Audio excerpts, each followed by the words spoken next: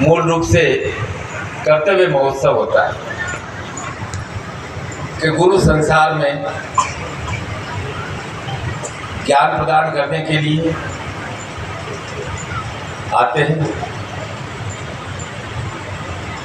शिष्यों के धर्म की रक्षा के लिए आते हैं और उन्हें सुरक्षा प्रदान करते हैं, उनके जीवन की बागडोर उनके हाथों में सौंपने की विद्या सिखाते हैं। इस कारण सुबह मैंने धर्म, अर्थ, काम और मोक्ष के बारे में बात कही कि धर्म का अर्थ है हमारे जीवन में हम किन नियमों का, संयम का पालन करते हैं,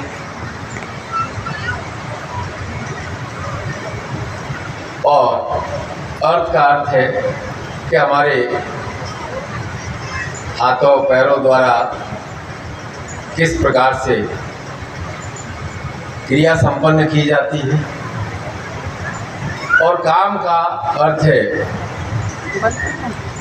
कि हम अपनी बुद्धि को जागृत रखें और हमारी बुद्धि पर लोभ हावी नहीं हो। हम लोभ पर हावी रहेंगे तो हमारी बुद्धि और अधिक तीक्ष्ण होगी, तीव्र होगी, हमें सफलता की ओर ले जाएगी। इसलिए सुबह मैंने कहा था कि सबसे बड़ा डर असफलता का नहीं है। असफलता के डर से डर जाना और रुक जाना सबसे बड़ा भय है, सबसे बड़ा शत्रु है, सबसे बड़ी बाधा है कि हम असफलता के डर से रुक जाते हैं। और चौथा, मोक्ष अर्थात संतोष और शांति के साथ, मुक्त भाव के साथ क्रियाशील रहना। अप्राप्त लक्ष्मी प्राप्त्यर्थम प्राप्त लक्ष्मी चिरकाल संरक्षण। जो प्राप्त हुआ है उसे आनंद के साथ जीना, और जो नहीं प्राप्त हुआ है उसके लिए प्रयत्न करना। आप सब धार्मिक हो? हाथ खड़े करके बता दीजिए। और जीवन में अर्थ कौन प्राप्त करना चाहता है? पैसा किसको चाहिए? धन किसको चाहिए? दोनों हाथ उठा दिए। बहुत अच्छी बात है भाई, सभी अर्थ की प्राप्ति करना चाहते हैं।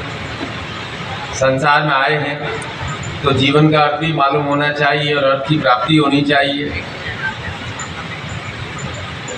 और निरंतर क्रियाशील कौन रहना चाहता है? Very good. ये बात हुई, ये निखिल शिष्यों की बात हुई कि हम जीवन के अंतिम सांस तक निरंतर और निरंतर क्रियाशील रहें।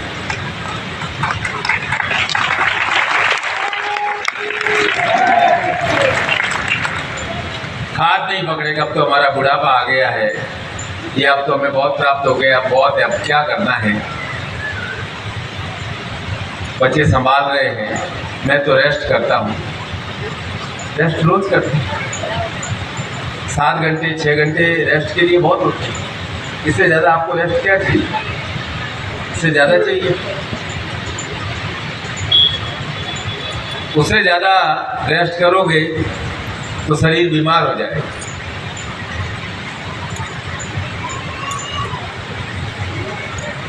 तो 7-8 घंटे का रेस्ट बहुत होता है, और 7-8 घंटे का रेस्ट वही कर सकता है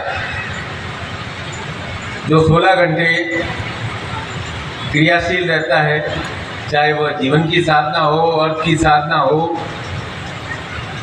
कार्य की साधना हो, ईश्वर का ध्यान हो, तप हो, यज्ञ हो, यात्रा हो, तीर्थ यात्रा हो, अलग अलग स्थानों का भ्रमण हो।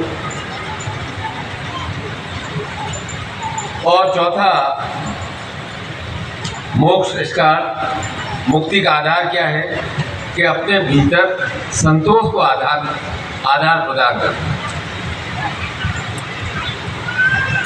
संसार में बीमारियां क्यों आती हैं? ये डायबिटीज, ये ब्लड प्रेशर, ये कैंसर, ये सब बीमारियां इसलिए आती है कि हमारे जीवन में संतोष को हमने स्थान नहीं दिया। और ईश्वर ने हमें कहा है कि तू संसार में क्रियाशील रहना, लेकिन संतोष और शांति के साथ रहना। और हमने ईश्वर के सिस्टम को बिगाड़ने का प्रयास किया, इस कारण अनावश्यक तनाव आ गया। बच्चा पढ़ रहा है, माँ बाप बार बार गुद्दा करते रहते, डंडा करते रहते, पढ़ पढ़ पढ़ पढ़, बच्चा विद्रोही हो जाए। हर माँ बाप पिता खुद 24 घंटे फोन देखता है और बच्चों कहता है गुरुजी से समझाइए, ये फोन बहुत देखता है। अरे भाई, तुम खुद उसके सामने क्या उदाहरण पेश कर रहे हो? तुम हर 2 मिनट होता है, जैसे कोई अमेरिका के राष्ट्रपति का, मोदी जी का फोन आपके पास आने वाला है, इसलिए हर 2 मिनट देखते हैं कोई मैसेज तो नहीं आया, कोई मैसेज तो नहीं आया।